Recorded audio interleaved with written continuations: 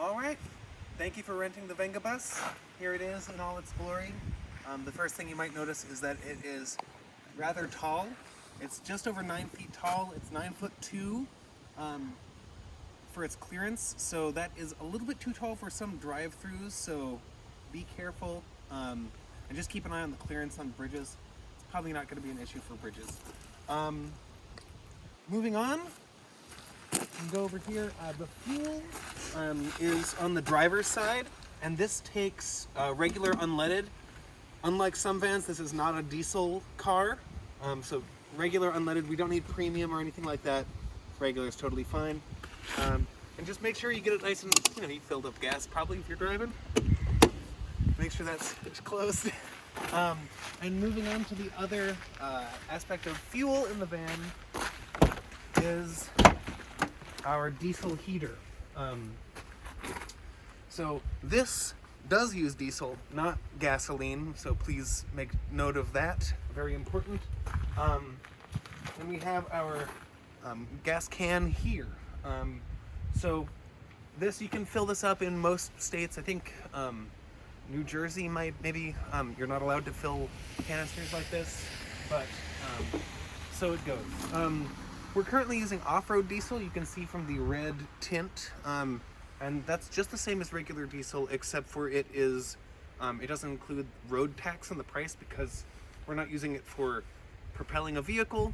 We can save some money with that. So if there's an option where you are, there we go. And finally, while we're back here, underneath this section of the floor, there are emergency roadside tools, chains, tow rope, like a triangular reflector if something happens and you have to pull over to the side of the highway. So this is really only accessible from the back. So if there is any trouble, which hopefully there isn't, this is where you'd go.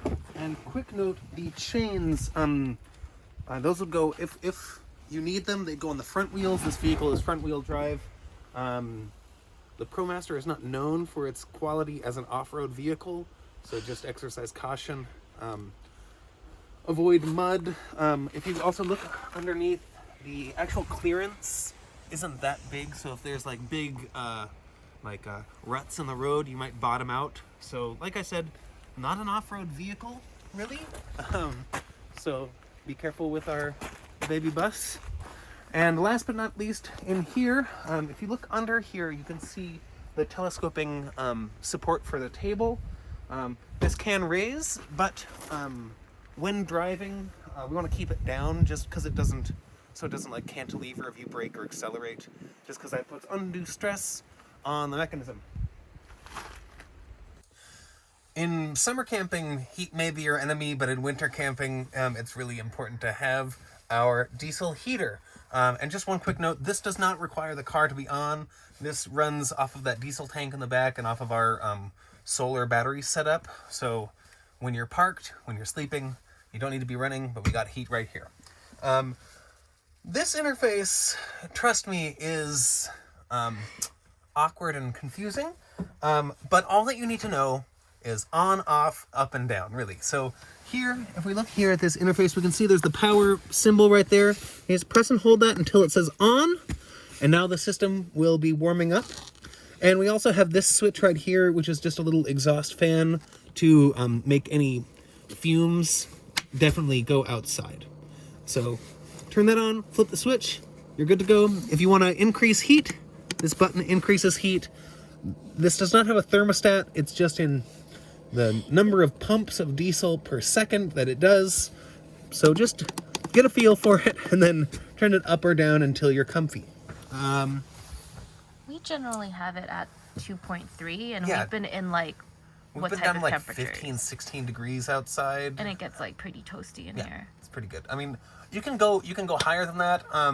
If you go too high, the heater can overheat and it'll automatically turn itself off. So try not to blast the heat, but you're going to be fine. We also have these window inserts, which are made of insulation inside and heat reflective, like IR reflective material, and these nest right into these windows, and it makes a world of difference for winter camping. You can just feel the cold air pouring off of the windows unless you have these in. So get those tucked into the windows and get yourself tucked into bed and have a nice warm sleep. Keeping cabinets closed is important when you're on the road. You might know if you've seen van videos before. So we've gone with the magnetic child lock setup. We keep one of the magnet keys here, magneted onto the body of the van, and there's another one in the back, just above the rear door.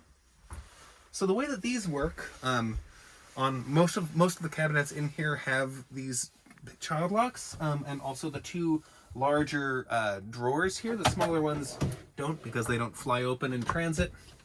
But on the doors that do have the locks, there's a little yellow marking on them. And so to open these, you just simply take your magnet key, place it over the marking, and on some of them, like this one, you have to give the face of the drawer or cabinet a little push, and then it will open.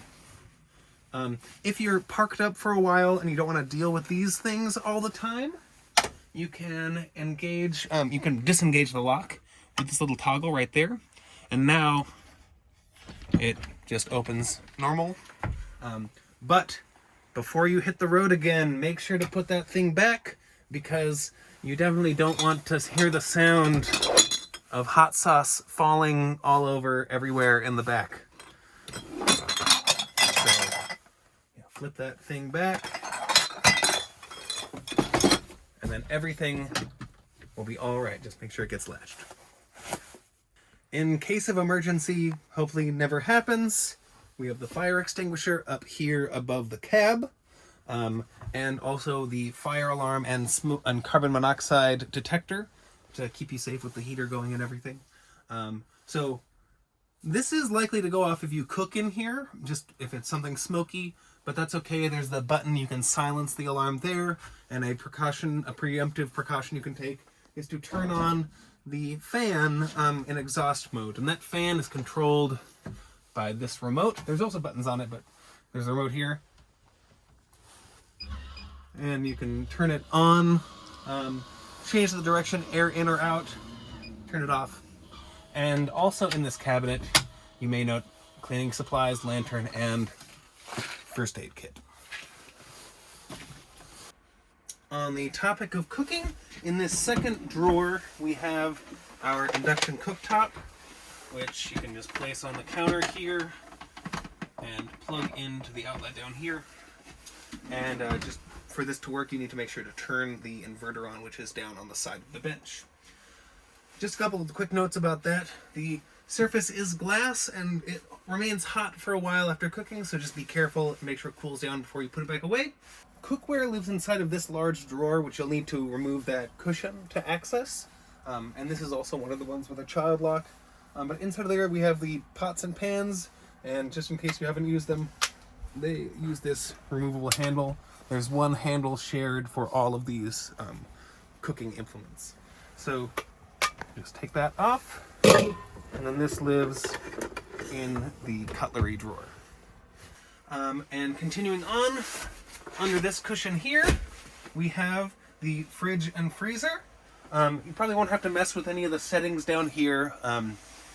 They're set up as fridge and freezer, so just make sure that that's all stowed and ready to go before you take off. But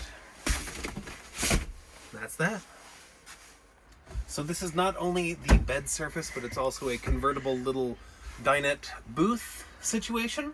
So if you come with me down here, we can see the pedestal, the telescoping pedestal, and for this you just open up these handles, and there's some little knobs on the other side that if you loosen, it'll make it easier to raise up. And once that's all loose, then with two people, one on either side, you can lift the surface.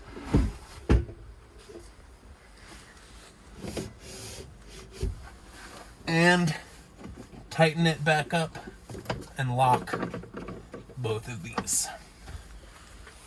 And just, this table is of considerable size, so there's a little bit of a wobble to it. Just be conscientious. Like, if you lean on this, it could crumple. So it's fine to work on, but just don't, this is not a dancing on the table kind of table. Or a leaning on the edge of the table kind of table.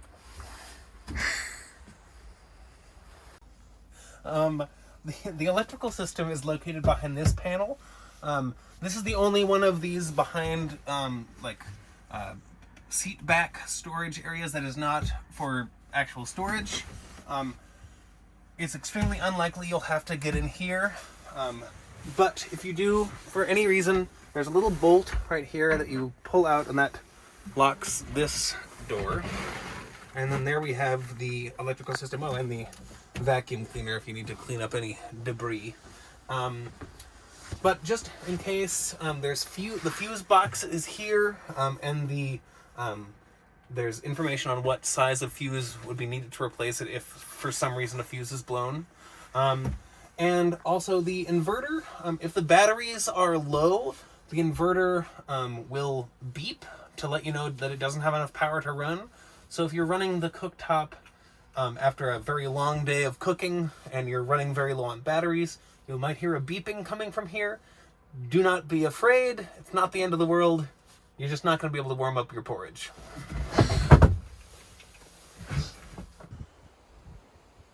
On the roof, in addition to our solar panels, we have this 4G antenna, which passes through to our Wi-Fi router here. So this is running off of a regular data plan. So we only have so many gigabytes of storage or of bandwidth on here. But if you need to use this, if you press the button twice, then it will show you the network name and password. And it will also show you how much data you've used in this session. If you're out in the summer and you might want to have a picnic or eat outside or work outside, we have an additional table surface that is on these big drawer slides. So if you push these little thingamajigs down, and then there's little grabs underneath, this extends out and locks in place. And then you can work on this. And once again, not a diving board. Please don't sit on this, but you can work on it just fine. And then when you're done, push those down, push in, just make sure to not pinch your fingers on the way back in. Voila.